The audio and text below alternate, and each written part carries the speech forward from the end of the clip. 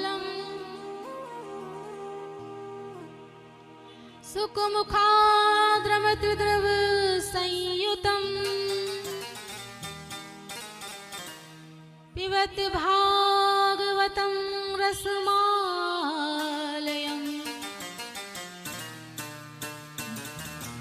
मुहुर्हो रसिका भुवि भावुका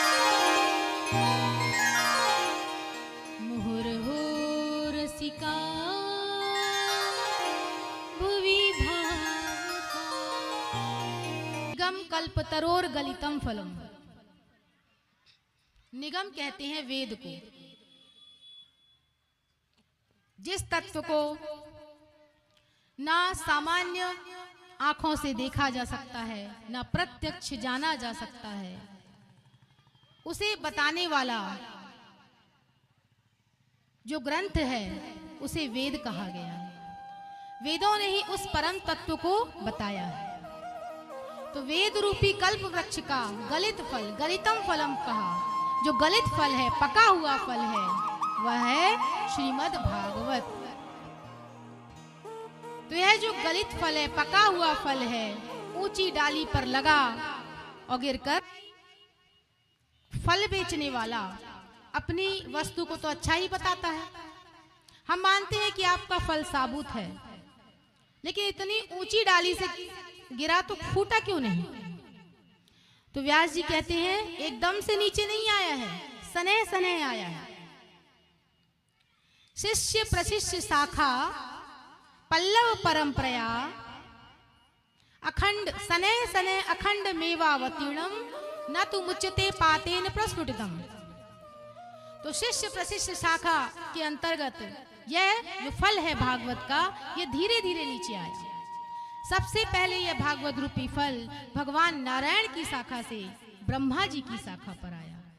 फिर ब्रह्मा जी की शाखा से यह फल नारद जी की शाखा पर आया। फिर नारद जी की शाखा से यह फल व्यास जी की शाखा पर आया। व्यास शाखा से यह फल सुख शाखा पर आया और सुख शाखा से यह फल परीक्षित जी के माध्यम से समस्त रसिक जनों में बांटा गया। समस्त रसिक जनों, भक्त जनों को उपलब्ध हुआ। तो धीरे धीरे नीचे आया, इसलिए फूटा नहीं, एकदम साबुत है। तो कहा किसी ने व्यास जी से कि चलो ठीक है साबुत है, लेकिन खट्टा निकल गया तो गला खराब हो जाएगा। ठंड का समय है, खट्टे फल खाने से गला खराब हो जाएगा। तो व्यास जी ने कहा कि खट्टा नहीं है, एकदम मीठा है। तो व्यक्ति ने कहा हम कैसे मान ले कि मीठा है? भाई आपका यह फल है, आप तो अच्छा ही बताओगे। फल बेचने वाला अपनी वस्तु को हमेशा अच्छा ही बताता है, चाहे उसकी वस्तु कैसी भी हो। वो तो व्यापारी है, वो तो अपनी वस्तु की तारीफ करेगा ही। एक बार एक फल बेचने वाला, ध्यान देवे, एक बार एक फल बेचने वाला आवाज लगा रहा था, खरबूजे शक्कर से मीठे, खरबूजे शक्कर से मीठे, ऐसे आवाज लगा रहा था। एक सज्जन ने सुना, प्रभावित हुए और खरीद लिया। अब जब खरीद कर पाया तो एकदम खट्टा। जब खट्टा निकला क्रोधित हो गए, उसे पास बुलाया फल वाले को और कहा क्यों, तुम तो कह रहे थे कि ये तो शक्कर से मीठे, ये तो एकदम फीके हैं, खट्टे हैं। तो फल बेचने वाले ने कहा कि आपने मेरी बात को ध्यान से नहीं सुना। मैं चिल्ला चिल्ला के आवाज लगा रहा हूँ कि खरबूजे शक्कर से मीठे।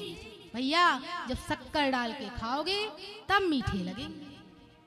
तो यह तो तरीका है कि अपनी वस्तु को किस प्रकार से बाजार में खपाया जाए, बाजार में बेचा जाए। तो किसी ने कहा व्यास जी से कि आपका यह फल है तो आप तो अच्छा ही बताओगे, हम कैसे मान लें कि यह मीठा है? व्यास जी ने कहा मेरी मत मानो। फलों के मानने में तोता बड़ा पारखी होता है, बड़ा जानकार होता है। तोता उसी फल में चोंच मारता है जो बहुत मीठा होता है। तो इस फल में भी व्यास रूपी तोते ने अपना मुख मारा है, अपनी चोंच मारी है। सुख मुख विगलित है यह फल। इसलिए यह सुनिश्चित हो गया कि हमारा श्रीमद् भागवत रूपी फल मीठा ही है। अब फल में छिलका होता है, गुठली होती है, जिसको हम त्याग देते हैं। फल के रस को ही तो हम पाते हैं। तो व्यास जी ने कहा हमारे इस फल में रस ही रस है, रसो वैसा, इसमें कुछ भी त्यागने योग्य नहीं है, सब कुछ ग्रहण करने योग्य है। भगवान ही इस फल के मध्य में रस रूप में विराजमान है। मधुराधिपते अखिलम मधुरम मधुरम, यह फल इसलिए बहुत ही मीठा है, इसलिए इस फल के रस को बार बार पिए। भैया एक बार पीने से रस नहीं चढ़ता, इसलिए कहा मुहुर मुहुर, बार बार पी। जितनी बार आप इस रस को पियोगे उतनी ही अधिक भक्ति, उतने ही अधिक ज्ञान, और धीरे धीरे फिर इस संसार से विरक्ति, वैराग्य भी फिर आने लगता है। तो इसलिए कहा बार बार मुहुर मुहुर पियो, एक बार में रस नहीं चढ़ता। अगर कोई तमाकू ना खाता हो तो खिलाने वाले क्या करते हैं, उसको एक एक दाना खिलाते हैं। तो पहले तो एक एक दाना खिलाया, या नहीं खाता हो तो अगर खा ले तो उसको चक्कर आ जाता है, तो एकदम से नहीं खिलाते, एक एक दाना शुरुआत करते हैं। तो एक एक दाना खाते खाते एक समय ऐसा आता है कि एक पुड़िया से काम नहीं चलता, एक बार में दो दो पुड़ियां खानी पड़ती हैं, और फिर उस व्यक्ति को तमाकू ना मिले 2-4 दिन तक, तब फिर चक्कर आने लगते हैं। तो भैया पहले न खाने पर चक्कर आया था और अब खाने पर चक्कर आ रहा है। तो जब यह दूषित रस जिह्वा पर इतना प्रभाव करते हैं, हमको अपना आदी बना लेते हैं, तो भैया इस दिव्य रस को पियो ना। उसको तमाकू, मदिरा, इन प्रकार के जो व्यसन हैं, इनको पीने से हमारे शरीर की हानि होती है। और ये जो दिव्य रस पिलाया जा रहा है हमारे गोपी भाव के यजमान जी के द्वारा आपके ग्राम में, तो इस रस का पान करो भैया, इसमें कहीं भी हानि नहीं है, कल्याण ही कल्याण है। इसलिए बार बार पियो। इस प्रकार से भागवत जी की अनन्य महिमा है। इसका श्रवण करने से भक्तजनों का सदैव कल्याण ही होता है।